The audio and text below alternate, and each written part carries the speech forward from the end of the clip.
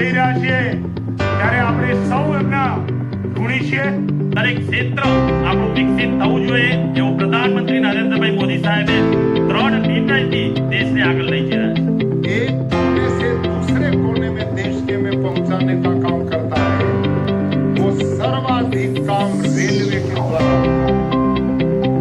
जब रेल इतनी सशक्त होगी तो निश्चित रूप से भारत का आने वाला भविष्य उन्नति की ओर जाएगा।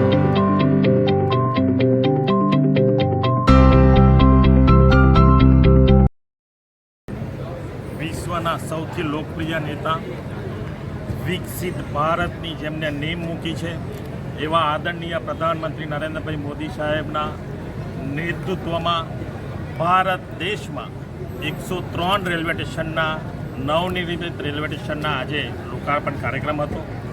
કરમસદ ખાતે ગુજરાતના મહામહિમ રાજ્યપાલ આચાર્ય દેવવ્રતજી, ધારાસભ્ય યોગેશભાઈ અને સરદાર સાહેબના પૌત્ર સમીરભાઈ, DRM રાજુભાઈ, એમની ટીમ, રેલવે તંત્રની સર્વ ટીમના હાથે આજે કરમસદ રેલવે સ્ટેશનનું લોકાર્પણ થયું છે। પ્રધાનમંત્રી નરેન્દ્રભાઈ મોદી સાહેબ લાઈવ બિકાનેરથી, રાજસ્થાનથી એમને પૂરા દેશવાસીઓને સંબોધન કર્યું છે અને જે પહેલગામનો આતંકવાદીઓનો હુમલો થયો હતો એ દેશવાસીઓને એમના એ હુમલાથી જે પાકિસ્તાનને એમને સબક શીખવાડ્યો છે એનું પૂરું માર્ગદર્શન, પૂરો સંદેશો દેશવાસીઓને આપ્યો છે। અને જ્યારે દેશ એક વિકસિત બની રહ્યો છે ત્યારે પૂરા ક્ષેત્રમાં દેશ સાથે દરેક ક્ષેત્ર પણ વિકસિત થવું જોઈએ, એમાં રેલવે તંત્ર પણ આવી ગયું।